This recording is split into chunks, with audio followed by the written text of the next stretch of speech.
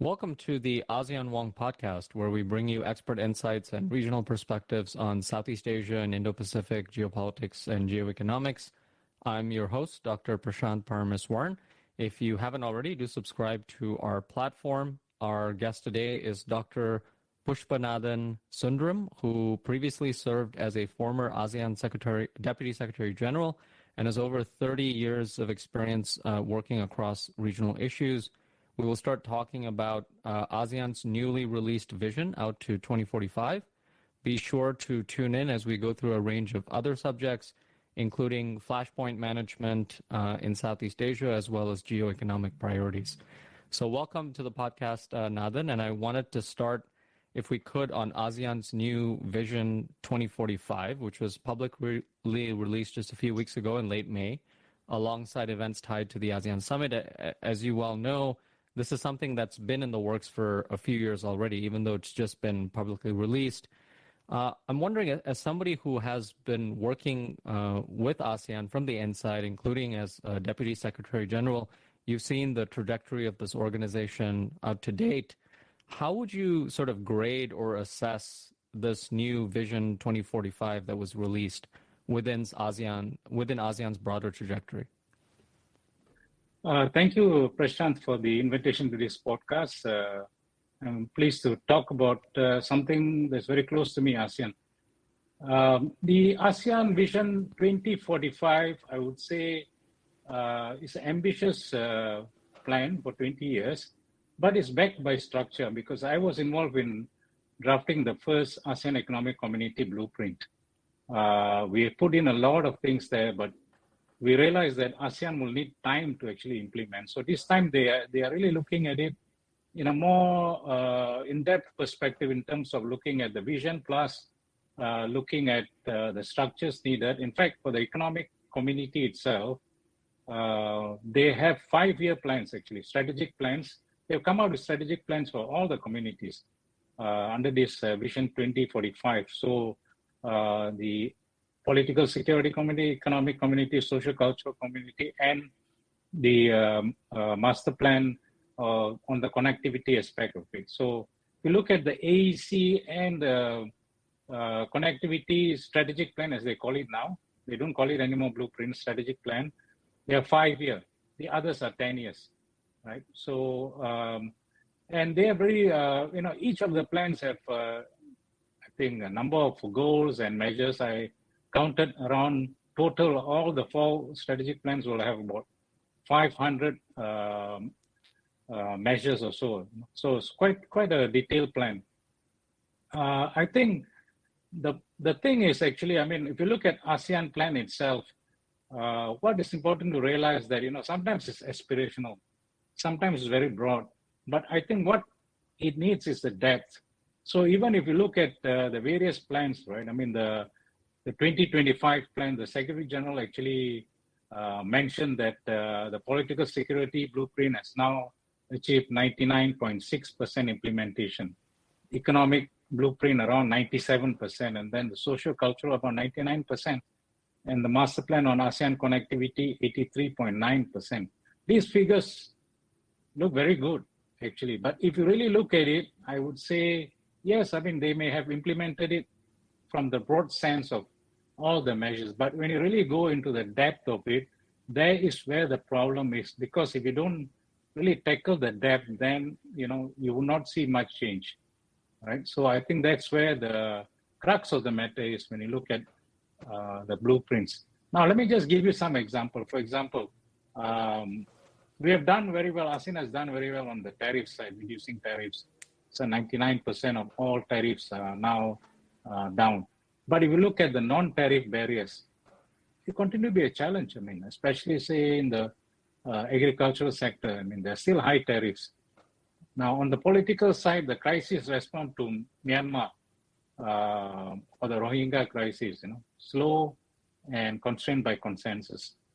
And then on the human rights declaration remains non-binding, and there is I would say lack of effective enforcement mechanism. So I think what is needed is, if you really look at the blueprint, I would say, I mean, the 2045 plan, very good, but the weakness will be in the enforcement and timely action. So this is an area that I hope ASEAN will look at when it develop the structure actually to implement this 20 years plan.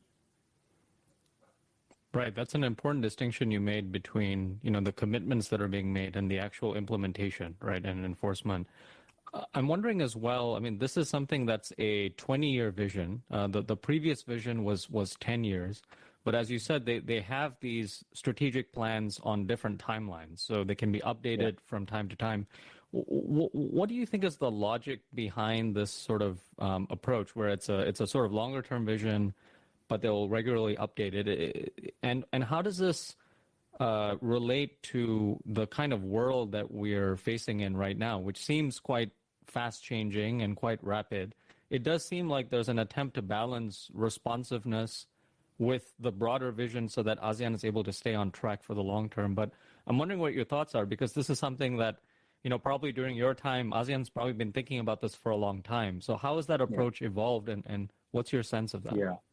So we had previously what we call as Vision 2020, right, if you recall. So that was also a very long vision. And then in between, we had the AEC blueprint and the various blueprints and so on. So I remember my time, the blueprint was 7 years implementation, 2009 to 2015. And then we had a 10-year plan. Now we have a 20-year plan. One, it shows that ASEAN will need more time actually to implement. Actually, if we really want to implement it in depth, I think it will take time. So it's good that on the economic community as well as the connectivity, they have a shorter term 5-year plan, because things are changing so fast and there's so much economic uncertainty. So having these 5-year plans, strategic plans, I think the economic one is going to be 2026 to 2030 or so. So that's going to be very important actually. So every 5 years, they relook at what's happening, because I think ASEAN cannot work in, by isolation itself. It has to really look at what's going on out there. So I think that's important to have that kind of short plans, and then they make adjustments. So under the mechanism, right, under the new 2045 plan, they have this implementation mechanism, like the annual progress reports to the ASEAN Summit, the midterm review in 2030, and the final assessment in 2045. Then they will create some dashboard, I think, digital dashboard. External evaluation teams will look at it and track and verify it. So I think they're putting in those mechanisms, so that's the important part of it, so they can track the progress. Right. And one of the points that you mentioned earlier is, and which I agree with, is, it's a very fast-changing world out there, and ASEAN can't operate by itself. It has to relate to its broader environment, the region, and then also the world more generally. Prime Minister Anwar Ibrahim, in his speech at the Shangri-La Dialogue, in the face of a lot of these challenges that we're seeing, whether it's intensifying U.S.-China competition or the sort of tariffs that we're seeing from the U.S., framed it this way. He said Southeast Asia and ASEAN sort of needs to hold its own ground, right? We need to, this idea of holding our ground through active, what he called active non-alignment, through a lot of these challenges. And he referenced a few of the initiatives that are being taken within ASEAN during Malaysia's chairmanship. So the ASEAN Geoeconomics Task Force that they've formed, the ASEAN-China GCC Trilateral Summit, for example. But I'm wondering, what is your sense as to how Southeast Asia and ASEAN are sort of holding the ground in this changing world? Lots of changes on the unilateral tariffs, U.S.-China competition, minilaterals like the Quad. There's so many challenges here. What's your sense of that? Yeah, I think ASEAN will be facing a lot of challenges. Actually, as you know, ASEAN centrality is going to be still very important for all of us. So I think ASEAN will have to adopt a strategy where it's working with the world in the sense like the U.S. tariff, right? I think each country, ASEAN as a whole has decided not to retaliate, but to cooperate and work with the U.S. So I think there's a good strategy in the sense that I think the relations with the U.S. is good, and we want to see how we can, further progress in terms of the tariff negotiations. So each country will do its part The aim is to work out an amicable solution bilaterally with ASEAN and ASEAN countries and the US. At the same time, I think this is an opportunity for ASEAN to really look internally. So one of the things that is going to be very important is this upgrade of the ASEAN Trade in Goods Agreement, ATIGA, right? ATIGA, I think ASEAN has learned from the COVID pandemic situation that intra-ASEAN trade is so important actually. So during the COVID pandemic, intra-ASEAN trade was a buffer. So I think they recognize this. So ASEAN is now concluding the protocol, expected to conclude, I think, by end of the next summit, possibly, or early 2026. The focus is going to be on tariff simplification, non-tariff barrier reduction, rules of origin, streamlining, and so on. So I think that's going to be important. That will enhance intra-ASEAN trade, which is still hovering around, say, 22 to 25%. It's not growing. So one of the things I think is not growing is because the non-tariff barriers there and the streamlining of the custom procedures and so on. So I think that will be very important, the ATIGA upgrade. Then I think you're also aware about the Digital Economic Framework Agreement that ASEAN is looking at. I think what I understand, the final negotiations are underway. This is going to be a very important agreement actually, because it will cover data flow, cyber security, digital ID, e-commerce, fintech, and taxation, for example, right? So outside, other regions, other mini-laterals are also looking at it. So it's important for ASEAN to, really work on this and actually get it done soon. I hope by this year or next year, we will be able to, move forward with this particular DEFA. Then, of course, I think looking at the mini-laterals itself, there are so many of them mushrooming. So how ASEAN will deal with that? So I think ASEAN has really looked at it. And now the GCC summit that they have, the second GCC summit, is actually, I would say, one of the response, because ASEAN is trying to see how it can work with GCC in terms of tourism, trade, investment, and so on. And in fact, I think 2 years ago, GCC mooted the idea of a FTA. And ASEAN was lukewarm then, but now I understand at the summit, they have taken a position to seriously study whether there could be a FTA. And then, of course, they had this first GCC, ASEAN, and China summit. I think that's another important summit, I would say, because we have, for example, RCEP there, right? China is there, ASEAN is there, and there is also talk about, whether they can expand the RCEP to include the GCC countries, which I think is not a bad idea because, GCC is a growing region and they're interested in ASEAN. So there could be something that, ASEAN officials can look at. So I think there's a lot of opportunities out there for ASEAN to tap. I think what is important is make use of the ASEAN platform. We have, I think, very good platform like the ASEAN post-ministerial conferences, where we engage all the dialogue partners.